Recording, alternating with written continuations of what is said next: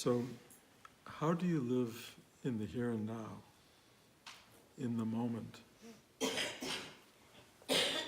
when the moment is not what you'd like it to be? When in fact the moment-to-moment experience is unpleasant or painful,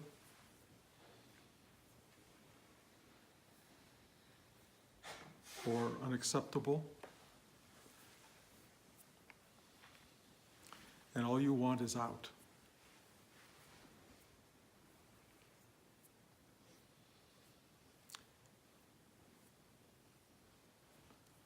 I ask you that for a lot of reasons.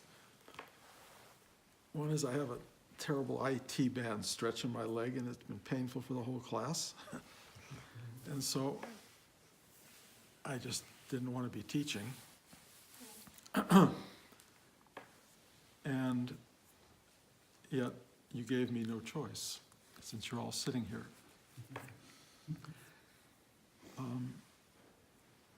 And I would say this was a less than perfect sharing experience. The heater was too hot. When it went off, it got too cold. And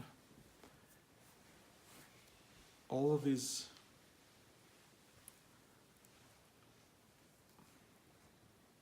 judgments come into play.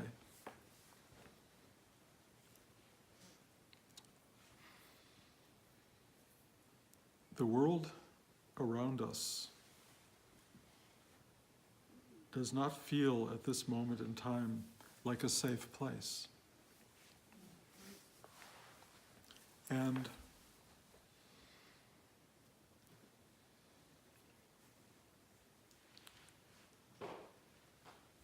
I think a thing that many people want is a retreat into safety. And the retreat that's offered, both physically being this retreat, and the meditative idea of a retreat, withdrawing into a still pointed place,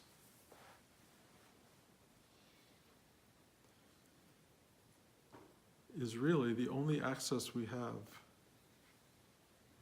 to something that in a certain way promises transcendence.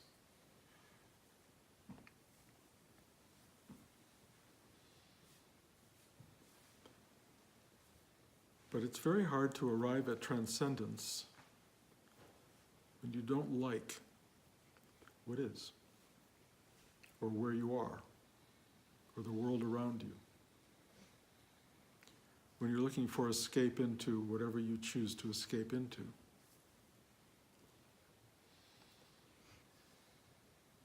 The only path ever,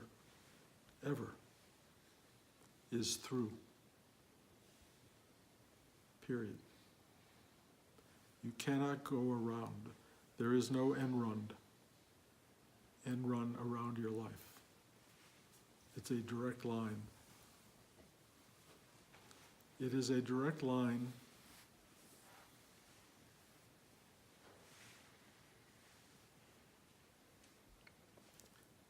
to what is for most of us a remarkable unknowable space.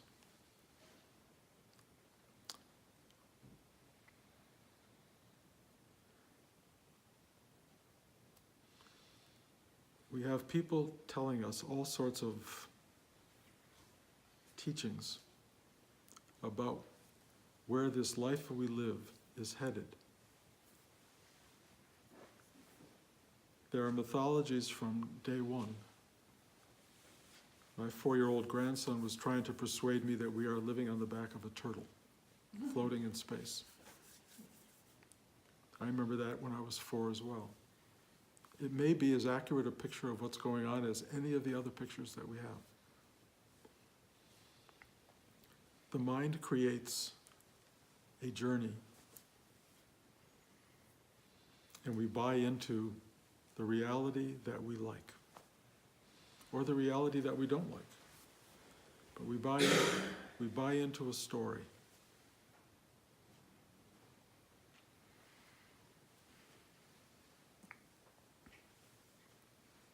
The world unfolds around us and we are a witness.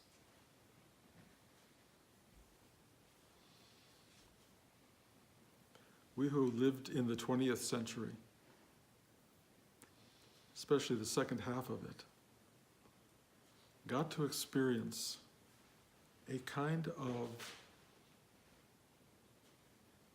peaceful kingdom. It wasn't perfect.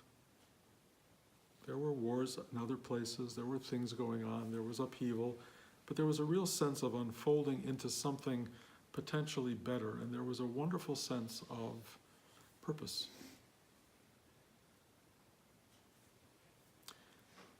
The minute the 21st century came, things changed, and we're all aware of it. A strange kind of almost astrological upheaval began. And we are witnessing that as it extrapolates into stranger and stranger and crazier times. And we're all watching the world kind of come apart. A rent in the fabric, if you will.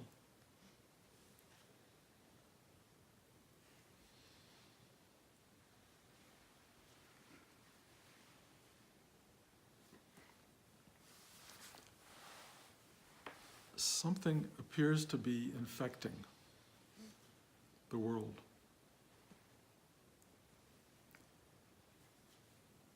And we are either the flesh that's consumed or the antibodies that do battle with it,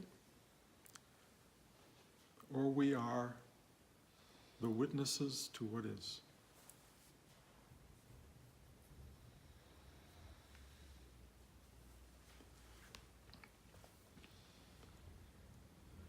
When you are told, I assume, that you have a terminal illness, which of course we all know we already have, but when you are told it, when there's a name given to it, when it takes on solidity, everything changes. Your mind changes, your focus changes, the way you view the world changes, all totally based on who you are and what your story has been. Some of you will go, I'm too young. Some of you will go, but I didn't get what I wanted, or I didn't live right, or my meditation practice isn't finished, or whatever your mind starts to tell you about finality. We all have stories.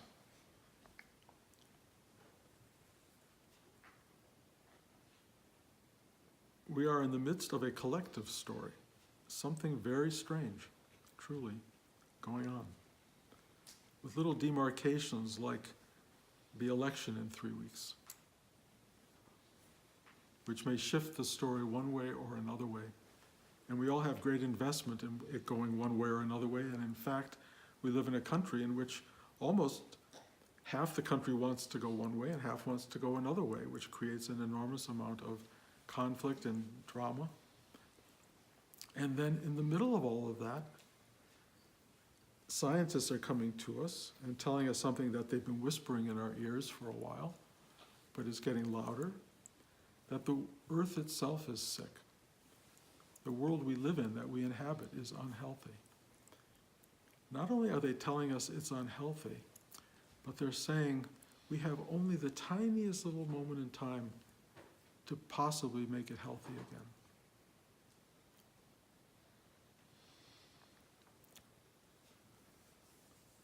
The news on some level is so dire that each of us has a response to it. Some are addicted to it, watching the news all night long, reading the newspapers.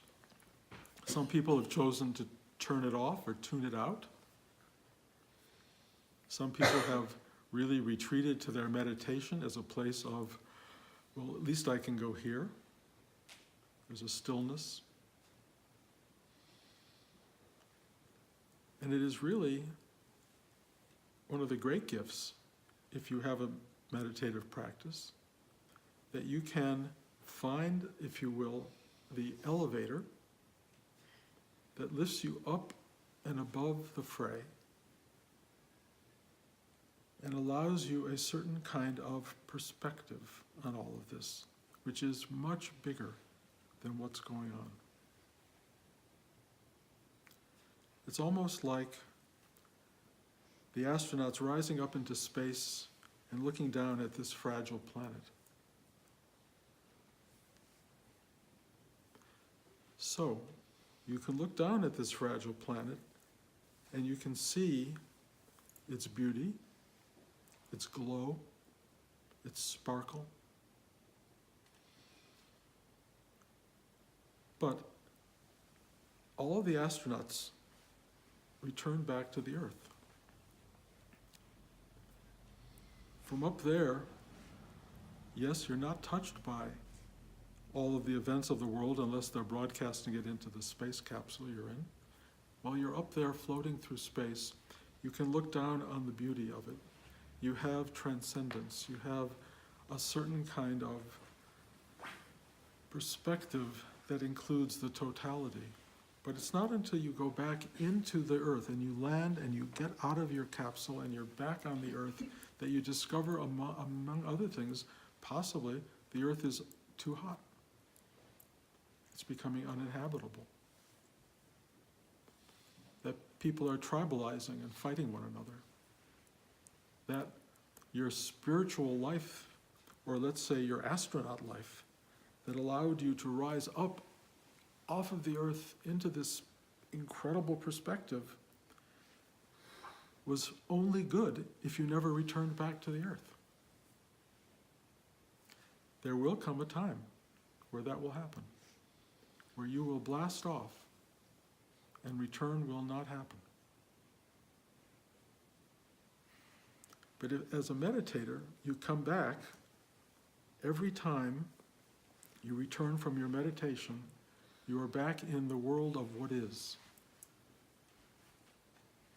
Now let me express, the meditation is not a world of what isn't. It's a larger context for the world. It is a space that lives and breathes around the world, that is global, that is universal, that is vast, that is encompassing. But every meditator, other than a few people I know who sit for 12 hours a day, which I don't know is healthy, probably comfortable on some level, but most people have to get out of their meditation, get up, and go into the day. You have to enter the world in all of its less than perfect aspect. And then you have choices that you can make. How do I want to be in the world? Do I want to be an antibody that tries to fight against these forces? Do I want to be one of these forces that is contributing to the decline of the world? And do I want to be part of the infection? And people choose, actually. People have chosen to do that. And I go, okay, there are, in the realm of narrative storytelling, which I come from, good guys and bad guys. If you have only good guys, you don't have a story. If you have only bad guys, it doesn't end well. And if you have the mix, you have drama. You have this incredible drama. People fighting for goodness and people fighting not so much to be bad, because I don't think all bad guys think of themselves as bad guys, although some do, but you're fighting for yourself, your own private, personal gain over the gain of the world, which is how somebody who runs a coal industry can feel like, well, I'm providing for my family, I'm providing heat, I'm doing all of these things, and the world's going to end anyway, so I'm keeping people comfortable while this is going on. That's actually a bad guy being reasonable about what he's doing. Good guys are saying, we have to change this, we have to transform it. And some good guys get violent and bad, in a way, to fight their goodness, which is kind of counteractive and problematic. So I'm throwing all of these mishmash of ideas at you because we live in a time where all of our social, cultural, political realm is in a state of upheaval. It's not the first time this has happened in the world. It's happened in the world many, many times. But the consequences have never been quite as dire. So we have, as a people and as a meditative group, choices to make about how do we want to live and engage the world as it's unfolding. It is completely reasonable to become monastic and sit still in your home and be quiet and still, make simple meals with appropriate food, hug the people you love, share the goodness of your being with others, and live that life, knowing that it has a expiration date.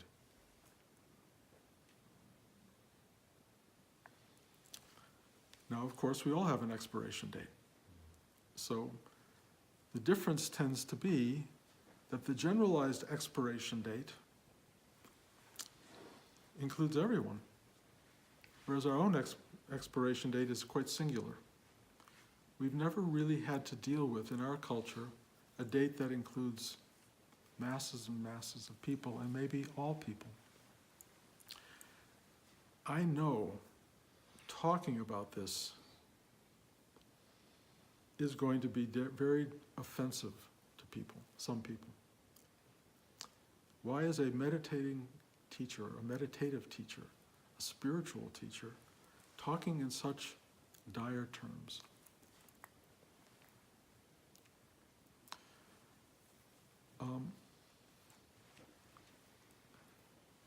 I don't have an answer for it, but I can tell you this. If the way I'm talking and what I'm saying is unappealing, I believe there are people out there or teachings out there that will be more to your liking, and I would encourage you to go to those. What I will offer you is this.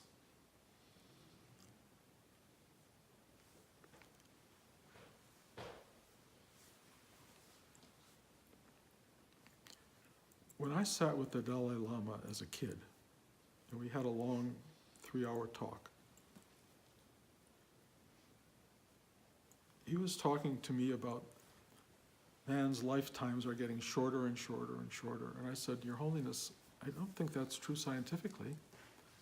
I think we appear to be getting longer and longer and longer. He said, no, you're looking at a very small part of the chart.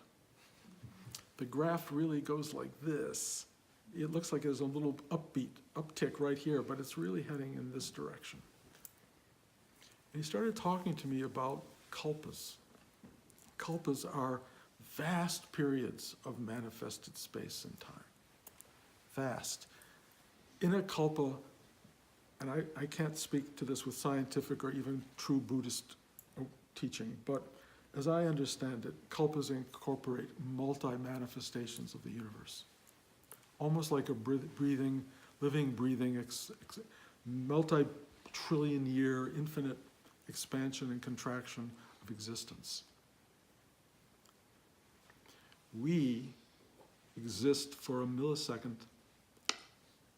in the middle of this vastness.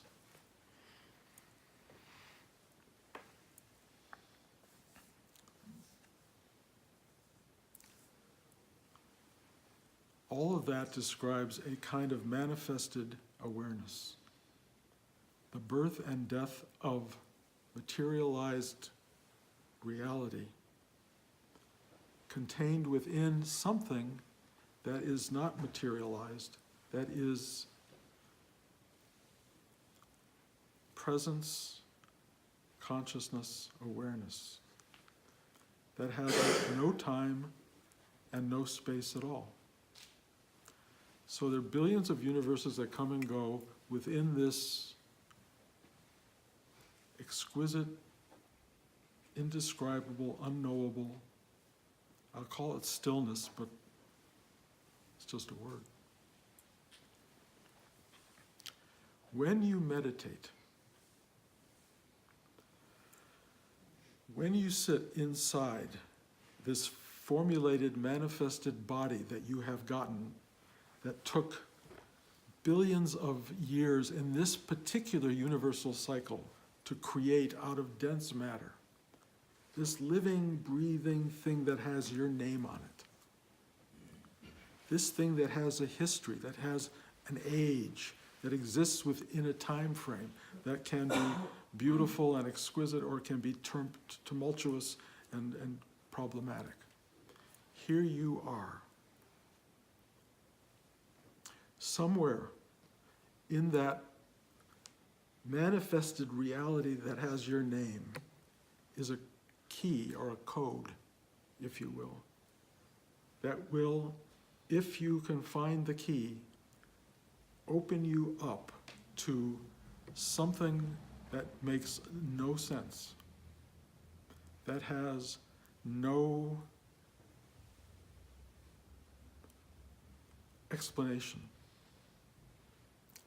But if you dive deep inside and you follow the instructions of great ancient teachers who tell you this is worth doing, and you go deep inside, you find,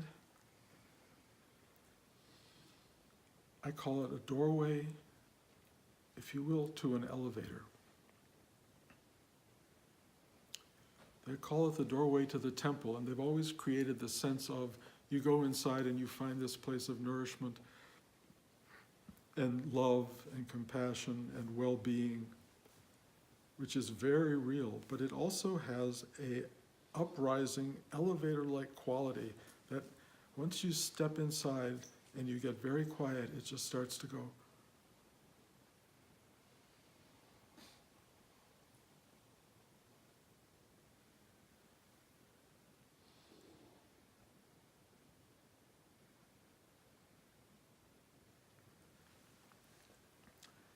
Those of you who've tasted this uprise, this transcendent uplift, this ascension, know what I'm talking about. Those of you who have not tasted it, you have not sat quiet enough or long enough in your own heart, if you will, to give it fuel, to give it time to do what it does. Most people do not have the discipline to sit in silence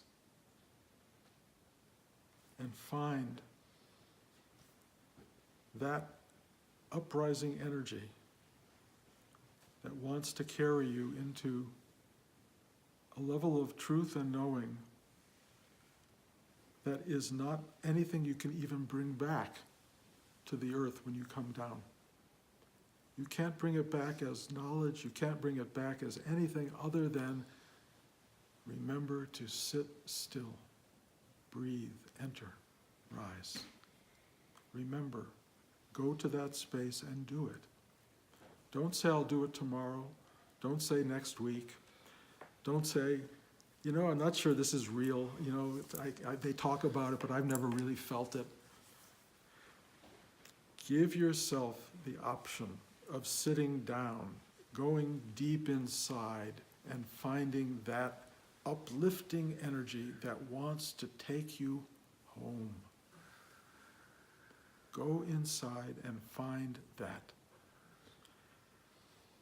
In the times of turbulence that we are in times of difficulty, when the world is falling apart, and if you are old like me, or getting old like me, when your own body is falling apart, when you start to feel the disintegration of all that you've ever cared about, it's falling away, and that is written in the greatest of writings, it will all fall away. You will give up everything.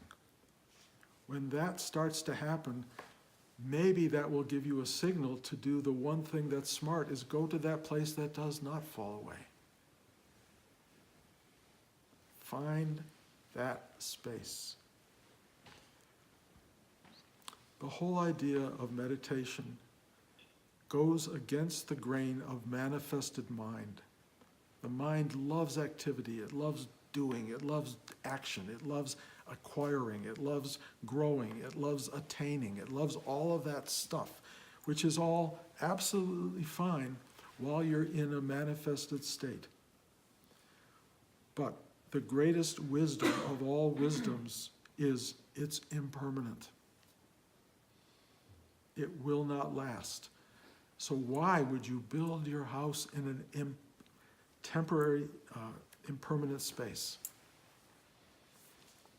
It makes no sense. And yet we do it. We build lives that are completely wedded to the illusory drama around us. We just think this is all it is. But for those of you lucky enough, graced enough, to have been given a glimpse of, or a taste of, or a belief in something greater, this is the moment. This is the moment where you put that into play.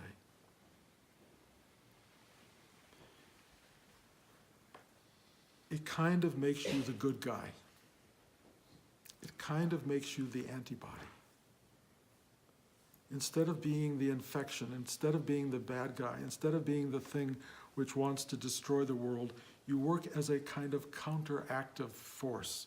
Not that you'll save the world, because there are times where forces are so strong that they may in fact destroy the world.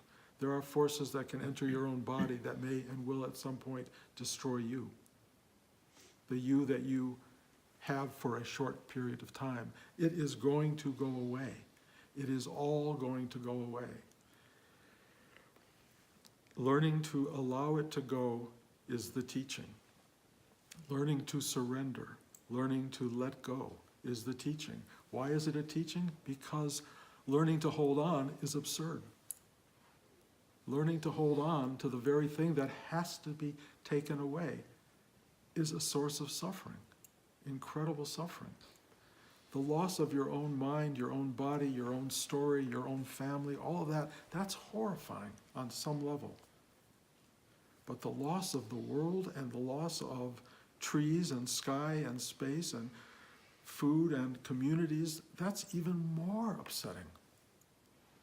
And yet, it is written.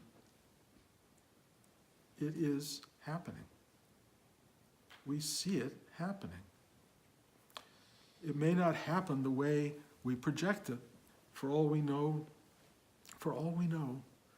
the earth may simply depopulate for a period of time, and there may be pockets of humanity that remain and flourish again over the course of tens of thousands or hundreds of millions of years. I don't know.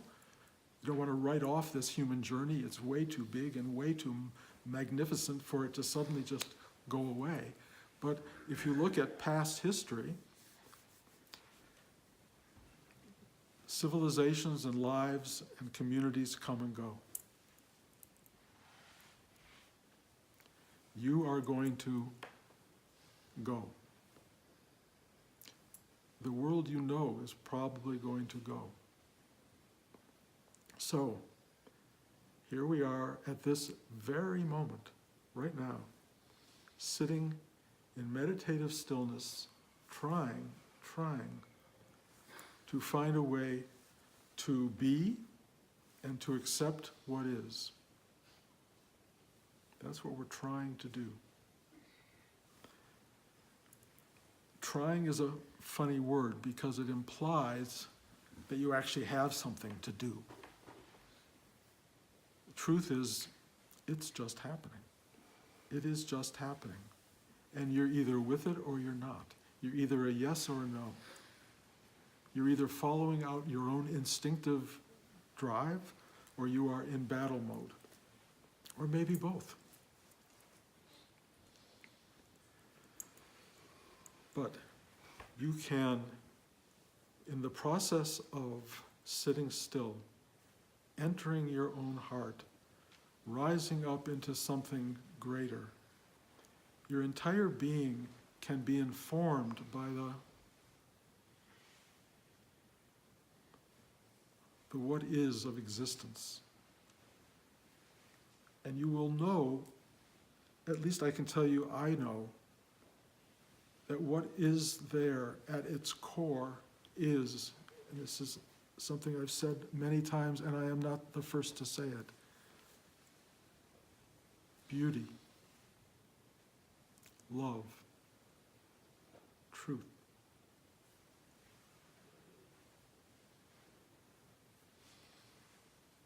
That's what's there. That is what's there. When it comes into this realm, it gets very, very complicated. You all know the complications. You've all been there. You've had people who haven't loved you enough and people who've loved you too much and people who do damage in the name of ignorance and craziness and not getting the stuff they want in life and all the stuff that goes on in the world that creates all of the dramas that seems to want to have stories to tell, and the stories are phenomenal and sometimes poetic and narratively beautiful, like great novels, and some stories are stupid stories that really have no reason to be told at all and nobody should tune in. You know the life you're living. Something brought you to this room. Something brought you to this teaching. Something brought you to a place that will lift you up, if you wish to, into this vast, vast realm of beauty, truth, love. And when you return, as you will, to your body until one day that you don't, but when you do, you will return into this realm and you can bring beauty, truth, and love to everyone around you. If you come back into a body that is aching, that is painful, that is decaying or disintegrating, if you come back into a world where madness is running around everywhere around you,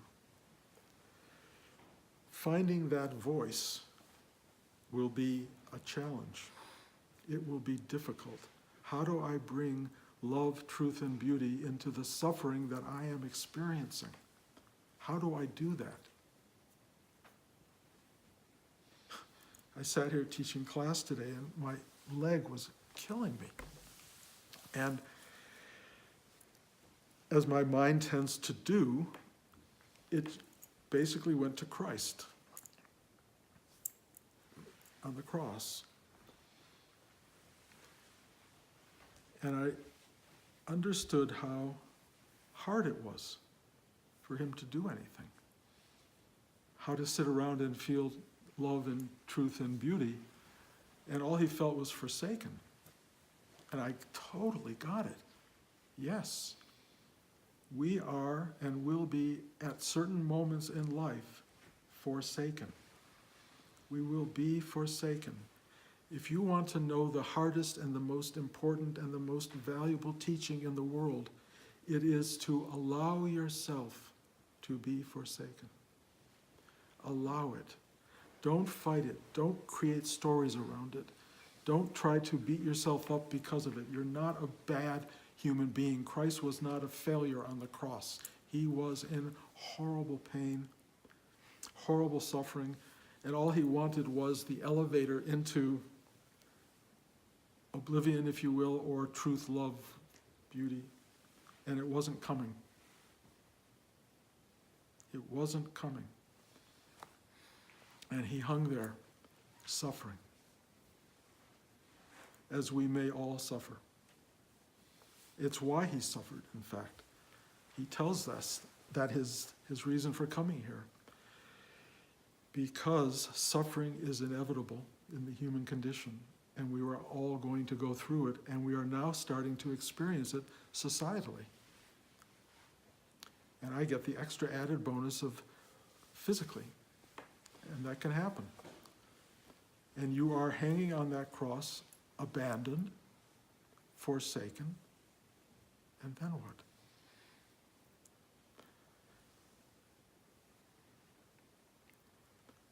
That's when you say yes. That's when you say yes. That's when you say, thy will be done. That's when you say, I don't understand any of this. I don't understand, but I say yes. Yes. And if you say yes, not that the suffering stops, but something shifts. And what happened to Christ and what can happen to each of us is compassion arises, and Christ said, "Forgive them, for they know not what they do."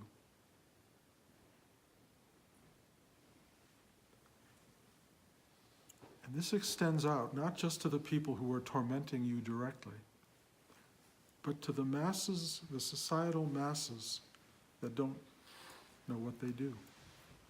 We are surrounded by people making ignorant choices, harming the world actually, harming us, harming our children and maybe your grandchildren. There are people doing what might be called evil deeds, but they are really basically primal ignorance. People who do not see, who do not feel, who do not know, who have not made the journey from me to us, from I to you, who have not made the journey from being a singular to the other, which is what human life is about. The whole human journey is to go from total preoccupation with this ego-minded being into something profoundly empathetic that cares about another person or other people or the whole world. And if you have a spiritual awakening, your heart expands to care about all beings. If you want to know love, compassion, and pain, try loving everyone.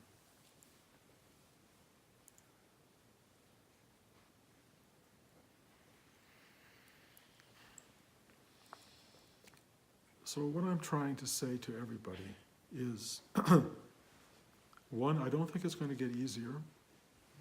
I may be wrong. I would love to be wrong. I would love the story to change on some level. I would love for the world to come together and do the very things they can do right now to change society, culture, world bodies could actually come together and make a difference, but I don't see a lot of hope for that. The only thing I see hope for is people like you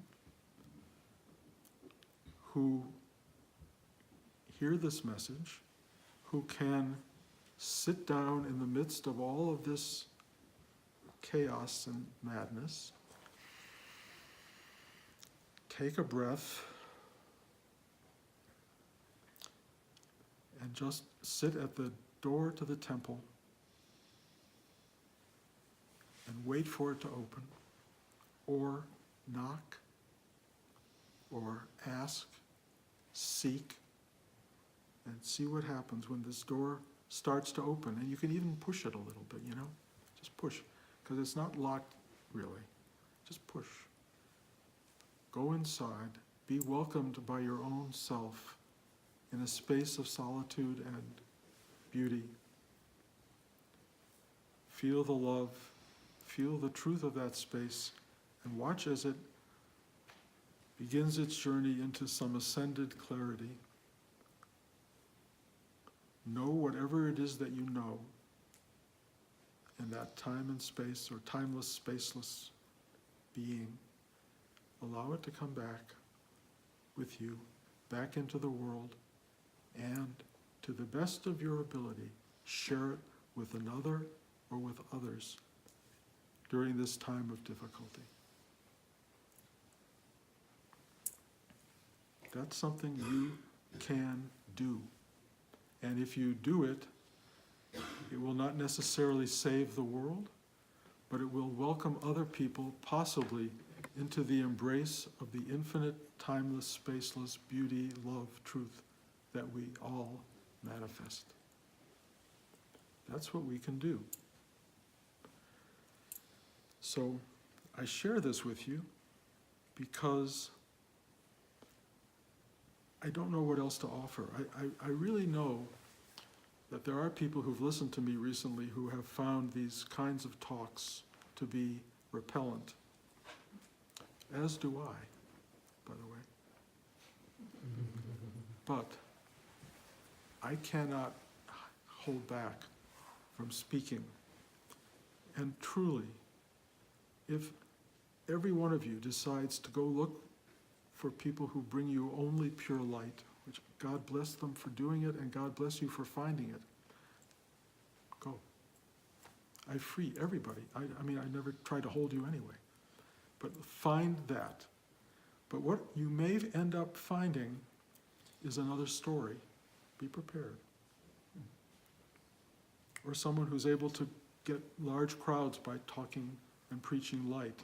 But I think as you move closer and closer to the heating of the earth, the climate change, the body getting old and falling apart, your mind leaving, when all those things start to happen, even at the same time, and you haven't been able to enter into the light that somebody else has promised you, I will offer you again the opportunity of saying yes to what is.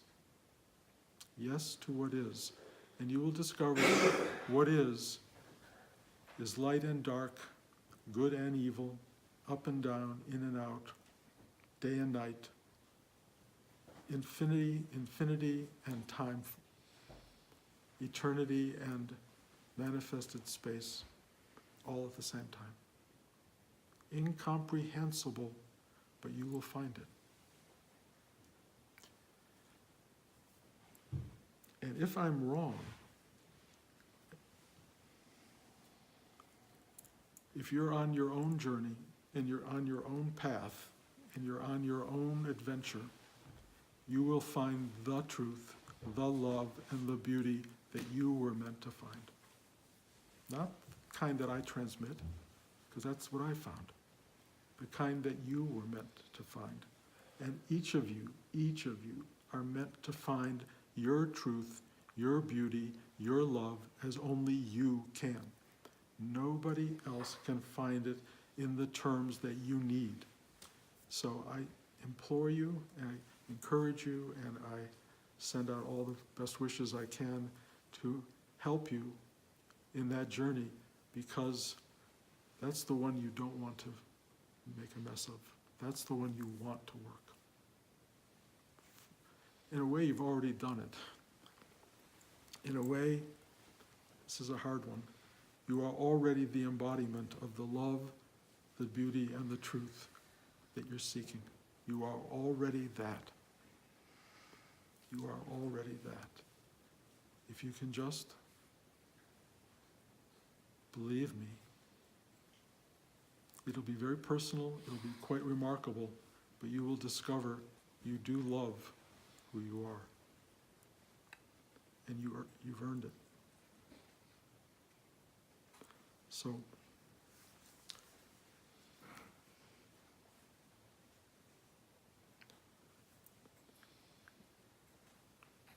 the only thing to take away from this morning's talk, maybe, is a deeper commitment to your own yes, your own acceptance, your own willingness to be the voice of love, truth, beauty, as it manifests in your compassion for yourself and others. That would be great. That's all you need to do. Thank you.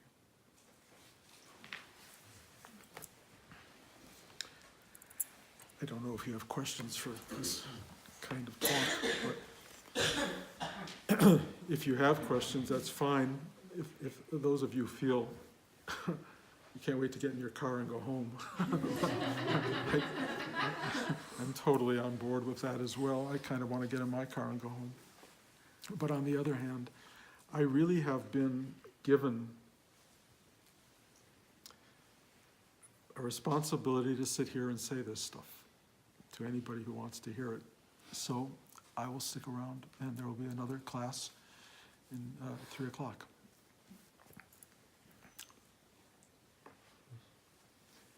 Could I ask you a question? Sure. About you? About me? Sure. Yeah, what are you doing for your pain? Oh, I knew you were going to say that. Let me not go into that now. I have doctor's appointments. Everything is all lined up. Giving it to the doctor? I'm partly, and I'm doing stretching exercises, and that I've been given by a therapist. So I'm working on my pain. That's all I fell down yesterday trying to get to a cab, not noticing a grate. And so it just exacerbated the pain.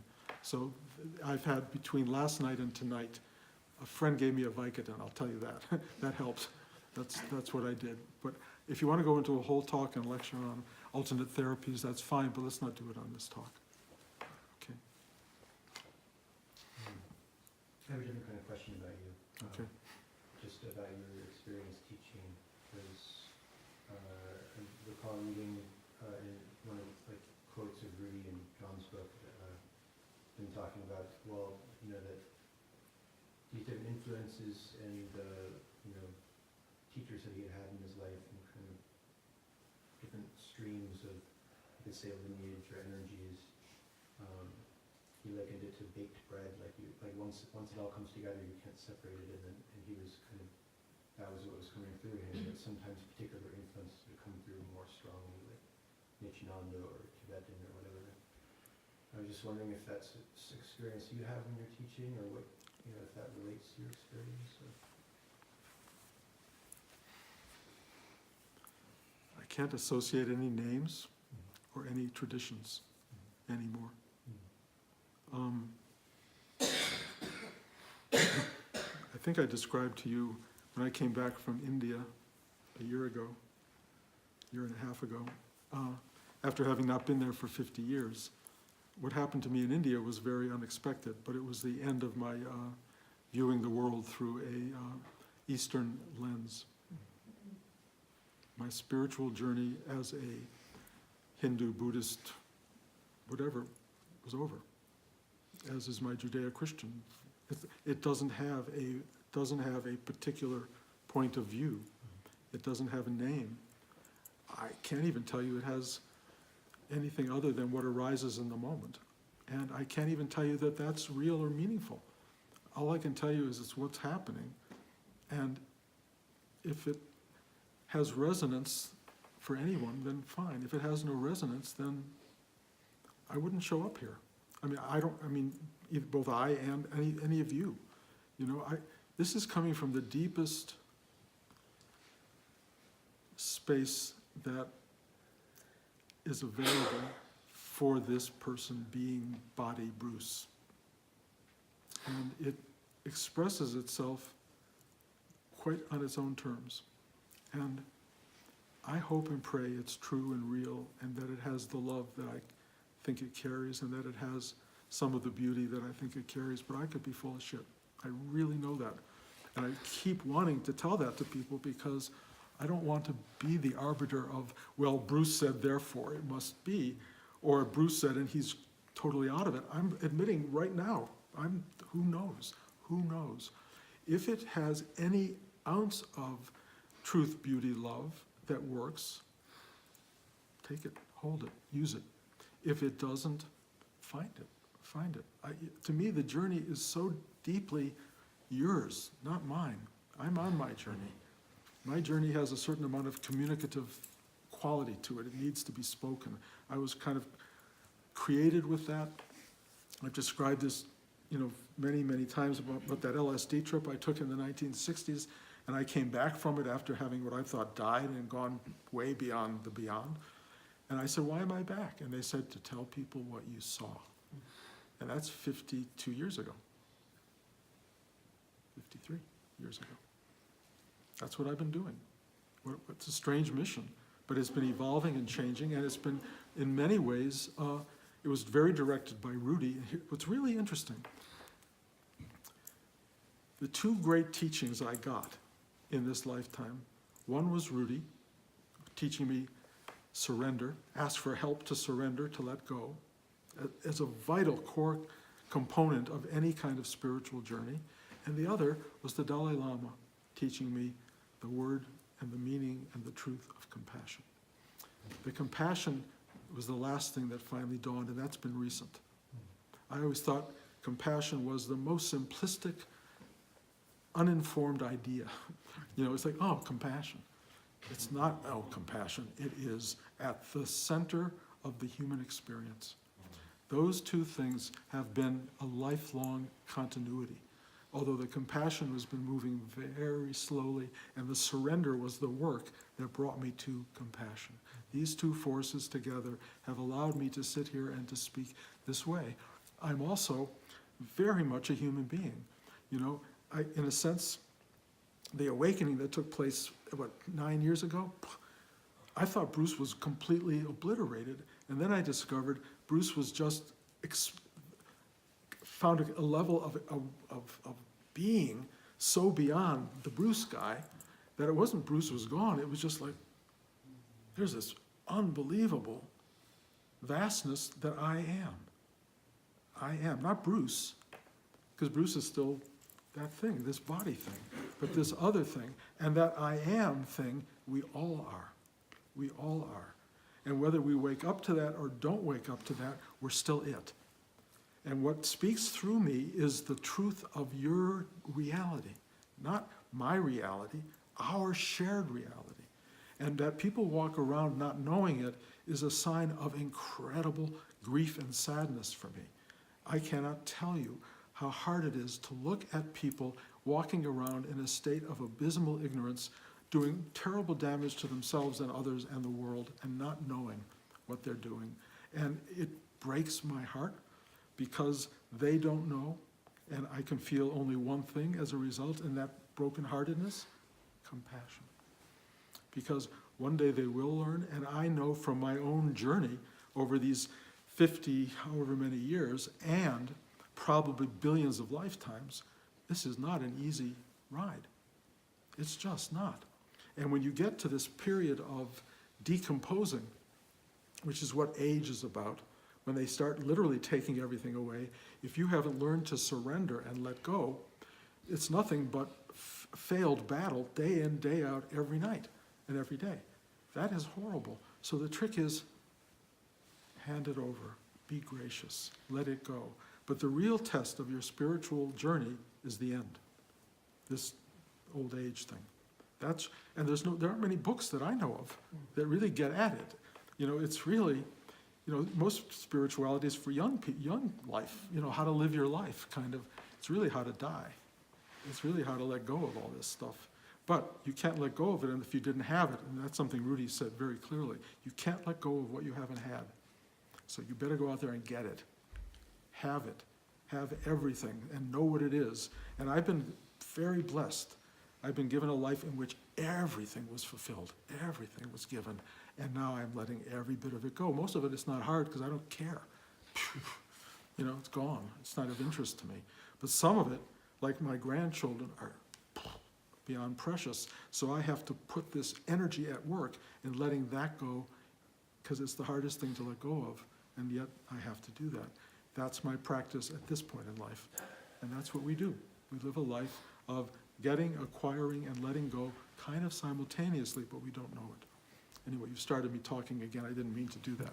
So I don't know if that was the answer that you were looking for, but that's the answer I have. I'm done.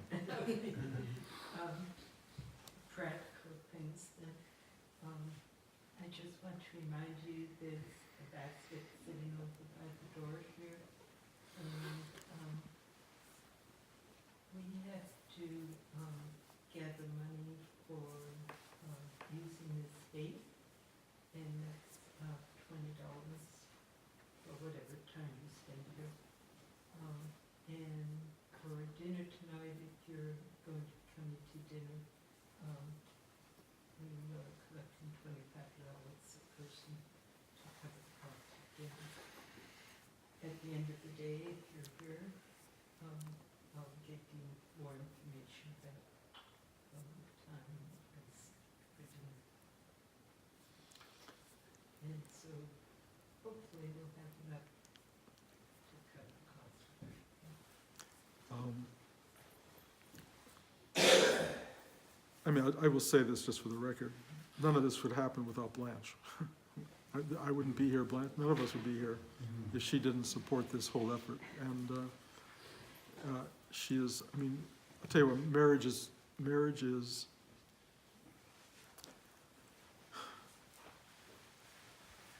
the mandala of a human life. The center of a marriage, the centerpiece is not you, it's an us. The us is everything. It's everything. Those of you who find that have to let go of the me. You have to. And you have to arrive at us. And if you can arrive at us, you've begun the journey into everything. So I wish you all good luck with good marriages. Thank you.